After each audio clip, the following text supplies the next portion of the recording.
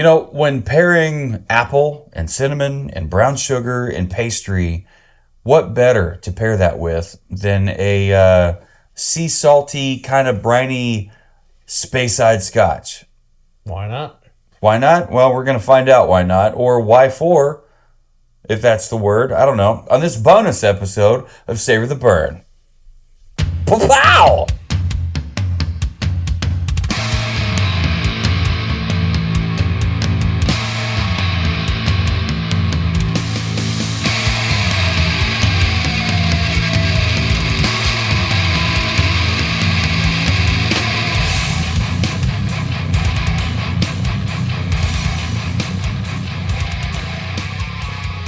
Hello, everyone, and welcome to this bonus episode of the Savor the Burn podcast. My name is Jonathan. Across the barrels from me is Mr. Who? W2. How do you do?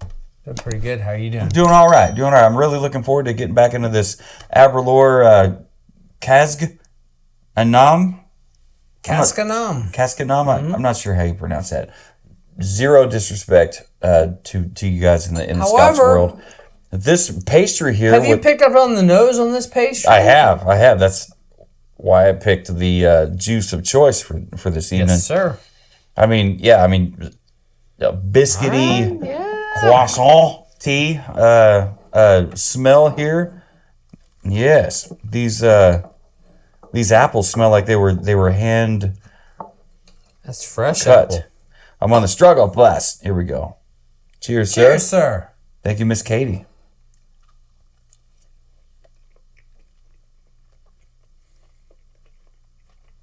Does she have a sister? Nope. Which available? Nope. That is very tasty. At this point, you were like, oh, stop. I just threw it together. I don't know what I'm doing. Usually she tells me this is what it is. Mm-hmm. She gives me a specific like it's got title. A name. It came from a recipe book. And she tells me what it is. I saw her cutting green apples, and I saw her with the pastry dough. Mm-hmm. She didn't tell me anything else. And you started, whispering your wedding vows to having to hold, loving to cherish, all over again. And then just a minute ago, I went upstairs to get our treat for the night. Here we go. And there was a post-it note that said, "Please warm me before you eat me." Should go without saying, y'all, but sometimes it's nice to have a little note. You don't want to just jump in there and eat it without warming it up a little bit. I mean, before I get, third knuckle deep in this thing, I want to get a little taste of this scotch here to make sure that I made the right decision. Maybe I did, maybe I didn't. I don't know. We're going to find out. Cheers, everyone.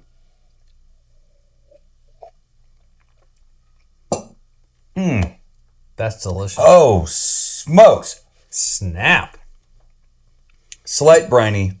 The brininess, the honey. But the honey and the apple of that and this. Wow. Okay, no. So I didn't expect that much honey to be on that palate, and it sure as shit is. That pairs wonderfully with this. That was what I call a happy accident. Mm-hmm. Which is not what I call either one of my children. Just, get that out there for the record. Tasty. There's more of these upstairs if we need a round two. Yeah, I might have to ask one for the ride home because Fat Boy's got to feed. So we had the devastating news of the loss of the one of the four founding fathers of what we consider metal heavy. The Prince of Darkness. The Prince of Darkness, Mr. Ozzy, John Michael Osborne. And from what I saw in a lovely, beautiful little comic thing, Lemmy was waiting for him, and he told Satan himself, "You can go. The Prince of Darkness has arrived." Yeah. I've seen another one where he's hanging out with Buddy Christ, giving the thumbs up. Where the hell am I? He's got a of course it's a black t-shirt, and it's just like, what the fuck am I doing here? And he looks all confused. The memes have been great. The outpouring of love and support for the Osborne family, the kids, Amy and Jack and Kelly and just everybody and Sharon. I really don't think Sharon was really prepared for it. How could you be prepared? They've been together since '80 or before. A couple of the photos I've seen recently, she looked like she was struggling. So it's It's definitely a sad day. I mean, Ozzy was among the first songs that I ever really sang along with on the radio. To that point, though, even though it was just a few weeks from when we recorded this, how amazing is it that he not only he was seated, they built him this beautiful, magnificent dark black throne, winged throne, but he sat there. He sounded all the footage I've seen from that performance.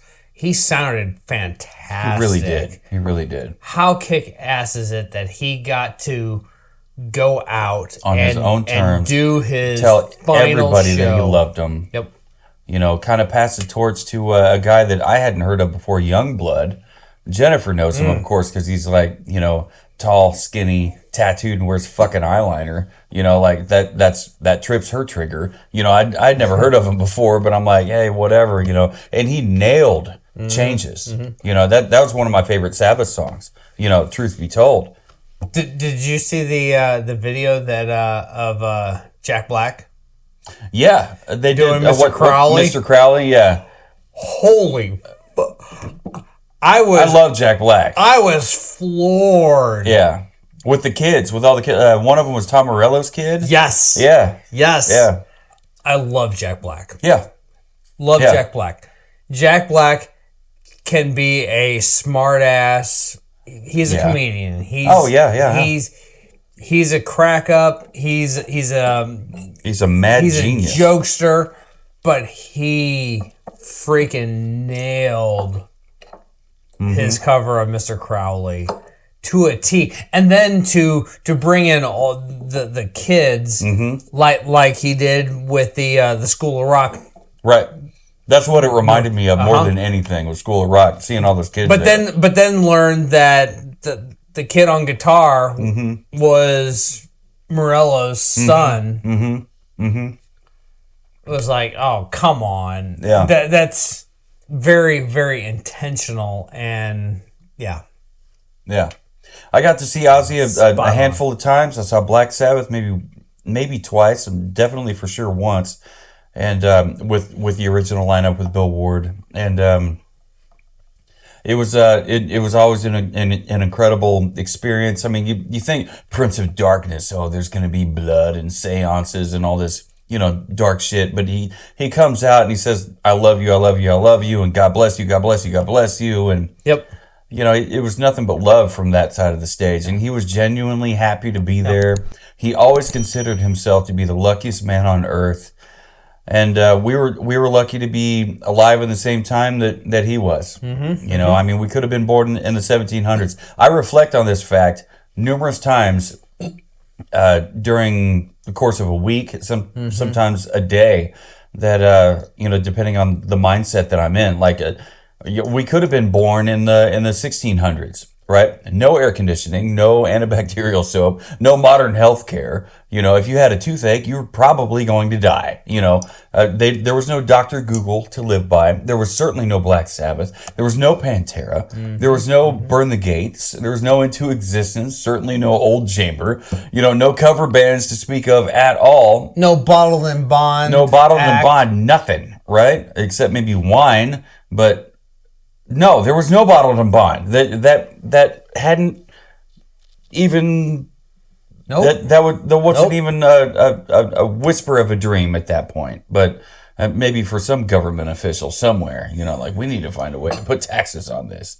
But it's hard to kind of put wrap a bow on the life and times of Ozzy Osbourne and what he means to the metal community and the rock and roll community, and what he means to me personally and you personally. Yeah. What I mean, we just can't. There aren't enough episodes in Savor the Burn. There aren't enough episodes in all the podcasts put together. To try to put into words, we would just be a noisy gong or a clanging cymbal. I think my wife summed it up very, very well on Instagram. She did a post that kind of stated, did you have war pigs at your wedding reception? Oh, we did. Yeah. All right. So our wedding reception, being a musician, I have a lot of friends, a lot of connections, know a lot of people out there. As we planned our wedding, I expressed my interest, and Katie kind of echoed the same sentiment, but we were not interested in a DJ for our reception. So I started working on, okay, well, what would that look like? Yeah. And I've got some great friends that happen to be, in my opinion, the best cover band in Kansas City, which is Switch. And so I approached them. I asked them, I'm like, is this something that you would be interested in doing? And their response was, we don't do wedding receptions, but we're going to do yours. So we did not have a DJ. There was no CD or internet radio played. We had a live band that was at our reception, and it was balls to the wall the entire night long. Good. It was amazing, but towards the end of the night, they closed the night with covering War Pigs.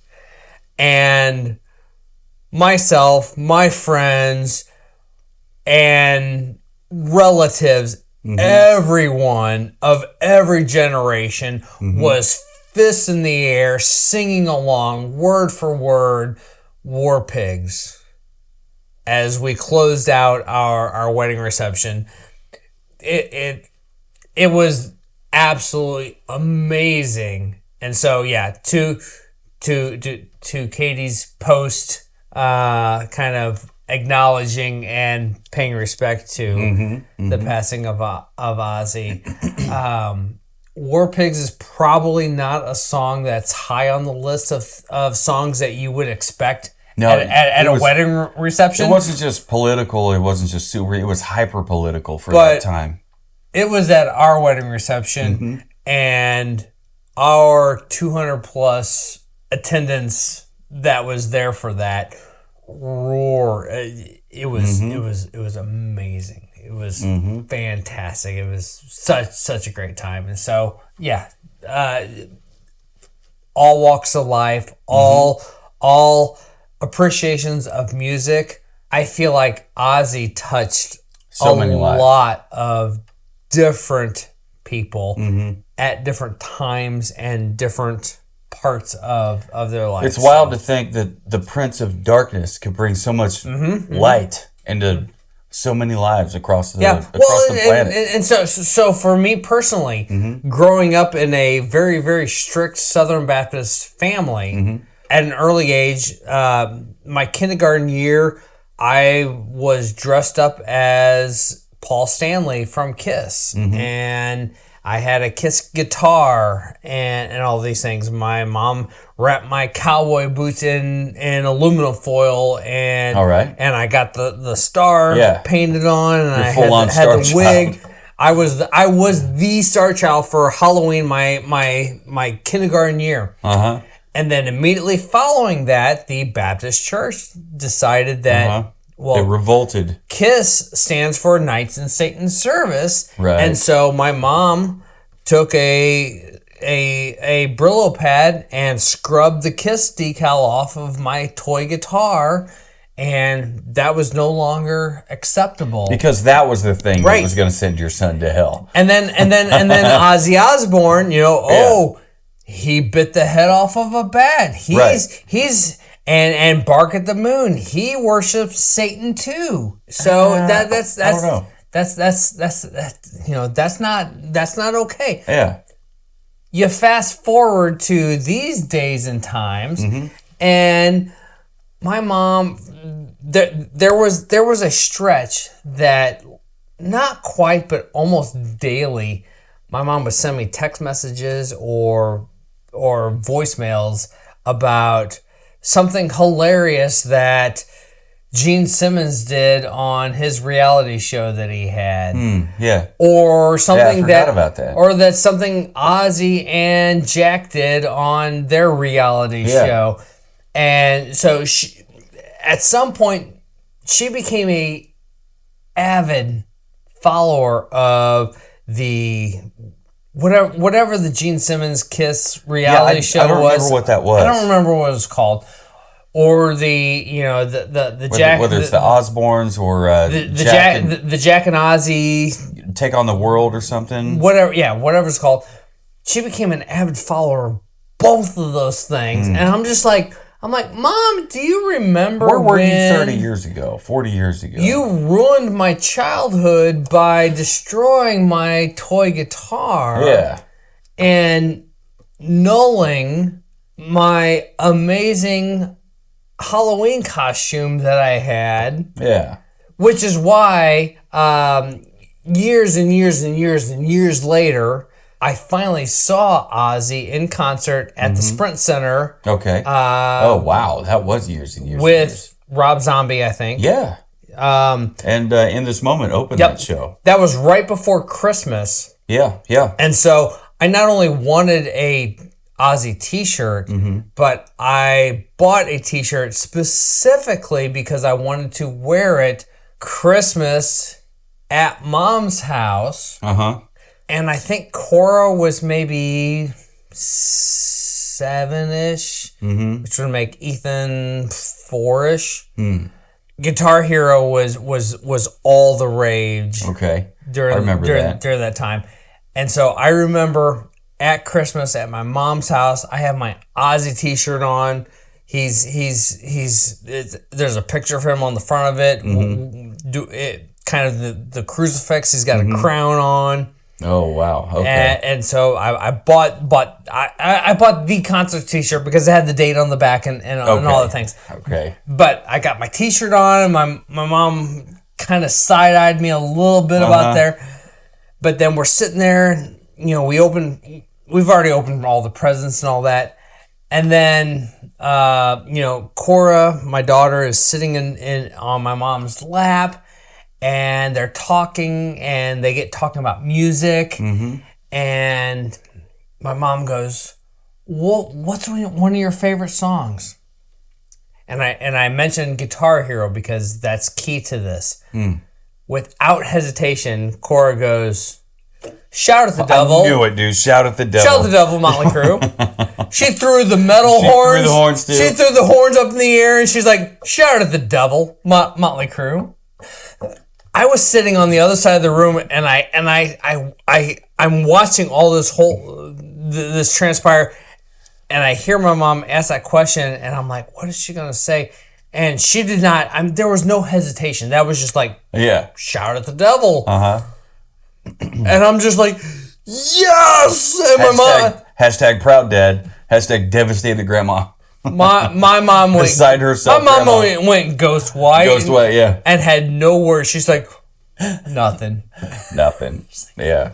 Yeah. My girl. Shout at the devil. Yeah.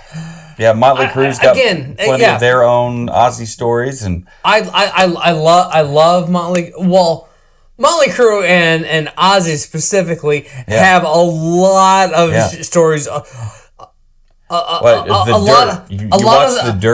of the extreme stories are between those two because they were trying to one up each other. Yeah. Not going to get into it. If you know, you know. If you know, you know. Like, get the I Am Ozzy book, read through that. Yep. Watch, or go to Netflix. Go to Netflix and watch. I don't care what anyone says. I loved The Dirt. Dirt, yeah. Watch The Dirt. I thought The Dirt was fantastic. Yeah. Like, if you're not hooked in the first 5 minutes, we're not going to be friends. It may not be a 100% accurate.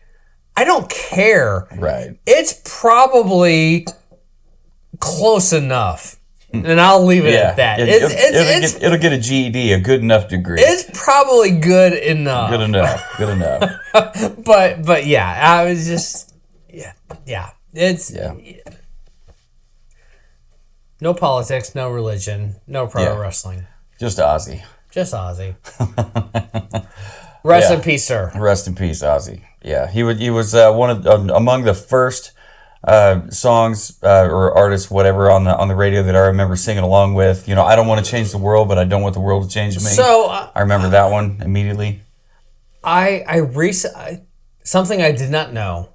Maybe you know, and maybe you can elaborate further on, or not. I don't know. All right.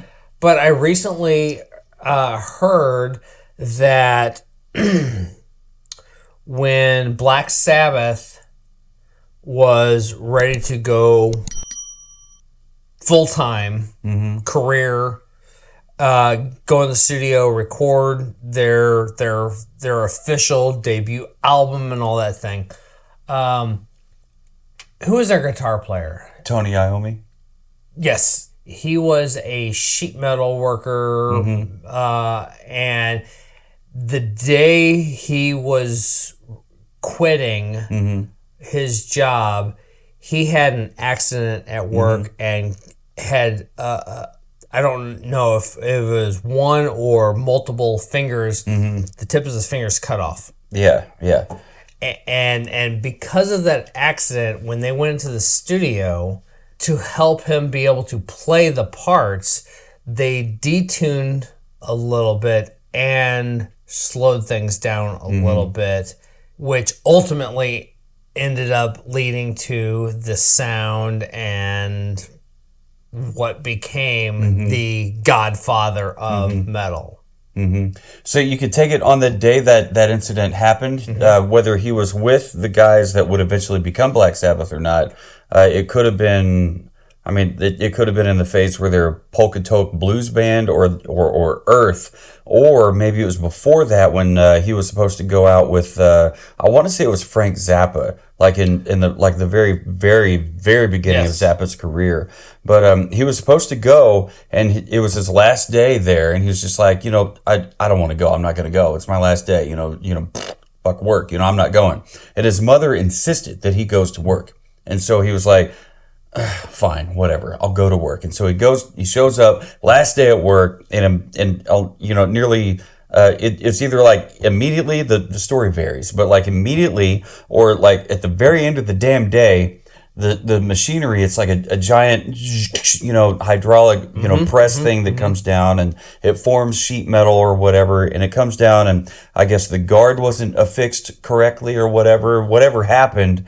This thing came down and if I can do this right here, like took off parts of his fingertips, right? Like at like halfway past that knuckle, just gone, right? Just gone. And he's like, oh my God, there goes my music career. I'm going to get sepsis and die from this thing. Like, what the hell's going on? He gets himself figured out as he's healing.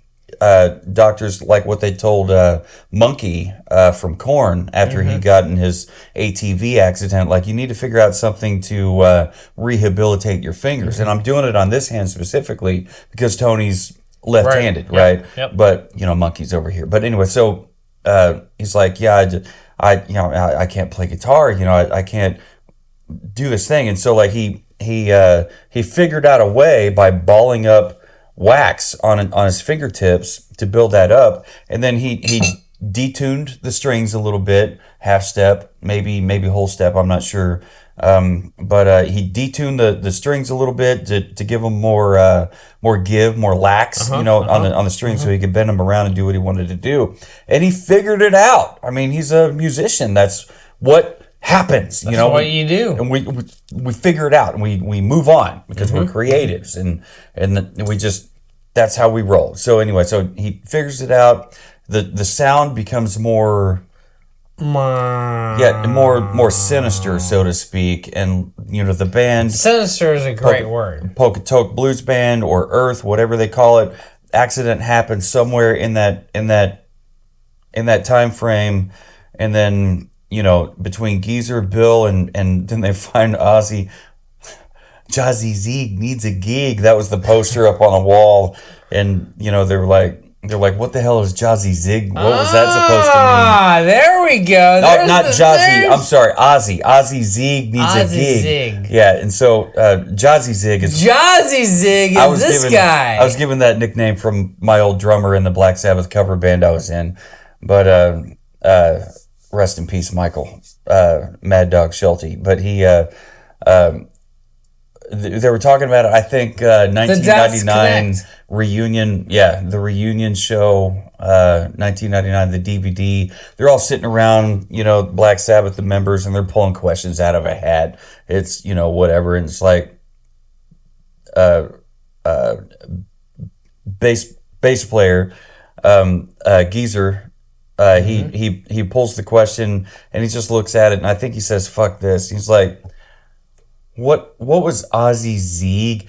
He's like, what was Ozzy Zeeg needs a gig? And I was just like, well, fuck it, you turned up. You're like, you guys fucking showed up and hired me or whatever. So it was just something. He's like, he thought he needed some pow, some Zig, was the thing, the name. He was the singer for hire. And Tony, he's like, Ozzy Osbourne, the guy we went to high school with. He was a clown. I don't want him in my band.